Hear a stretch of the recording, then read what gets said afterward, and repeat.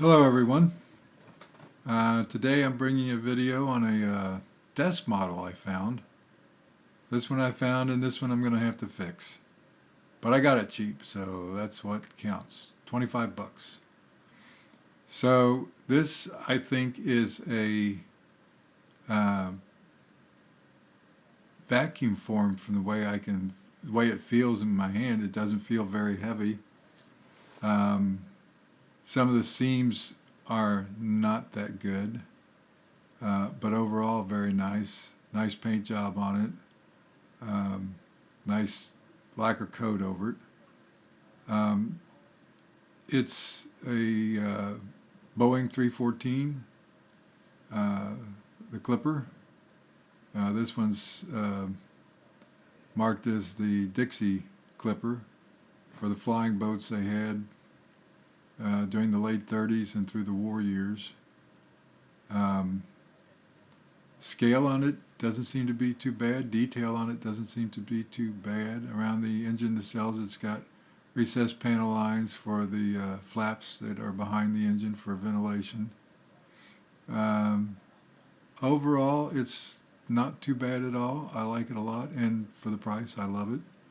But one of the things I'll probably have to do is spend some time trying to track down four matching props that are better scaled.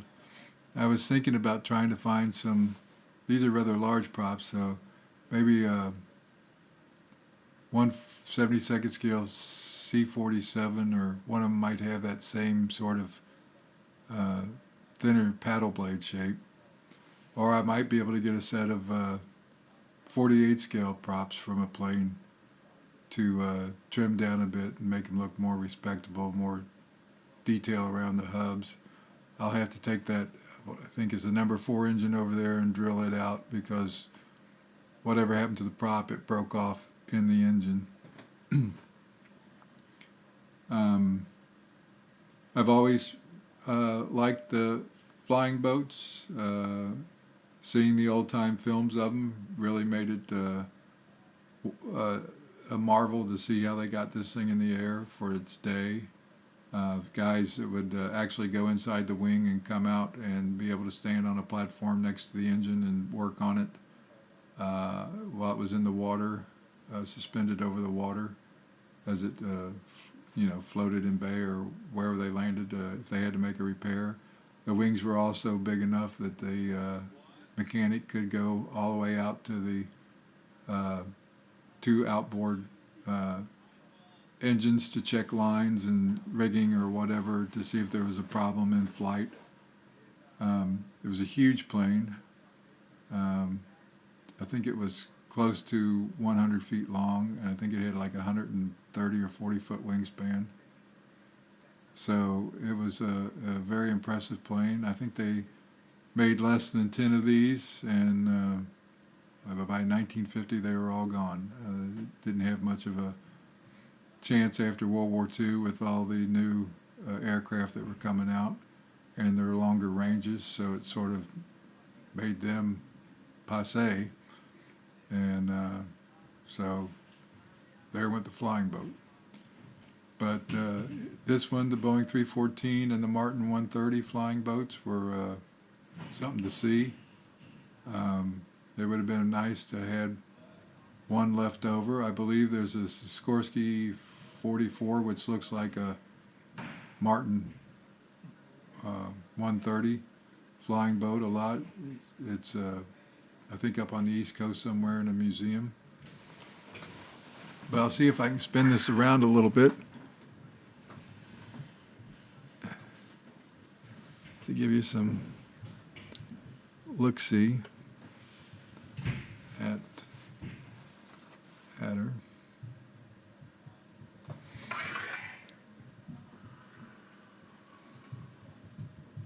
Does have the high visibility paint on the top of the wings in case she went down for spotting from the air. Like I said, I'm pretty sure that this is a vacuum form kit, or or vacuum form from some way. Basically some indication of panel lines and things. The windows are just, I guess, would be pad printed, and then an overall lacquer coat over top of everything. I'm really happy with it. I like it a lot. I've always wanted a 314. I think the only thing that would be better out there is the Anagran, I believe, makes a 1/72nd scale 314, and they make a 1/72nd scale Martin 130, but they're all resin kits, and I'm a little leery of resin because all the glues that I've used before, they just sort of, if you bump them, they sort of come apart. But if you take the two surfaces and score them with a X pattern on each side to let the glue have something to run into, and then use some internal bracing, they do hold up much better, but you've got to really plan them out. But I always thought this plane was very impressive. I always liked them a lot. I think the first time I ever saw one of these planes as a kid was in a Tarzan movie from the 30s.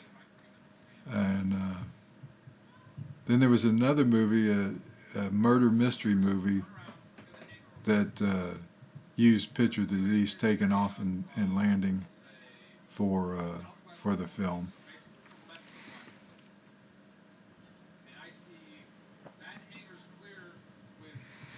But there's a series of Pan Am films out there that was done on all their long distance travels through the 30s, 40s, and 50s. There was this box set series that was very well covering their history and what all they did. And you can find some videos on YouTube from, I think, Old History Channel and stuff like that.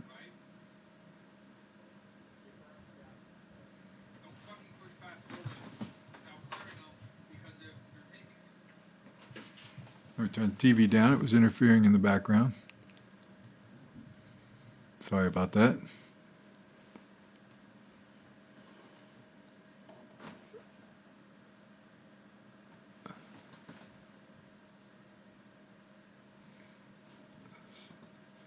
But anyway, that's the subject for this video. Hope you've enjoyed it as much as I have. I'm really glad I was able to find it. I'll be working on this one for a while.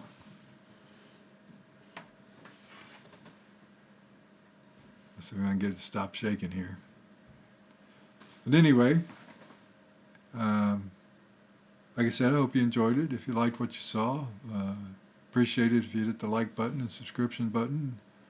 It would help me out a lot, and it would let YouTube know that people are watching and enjoying these videos. You all have a good evening. Be careful. Be safe. Talk to you all later. Bye.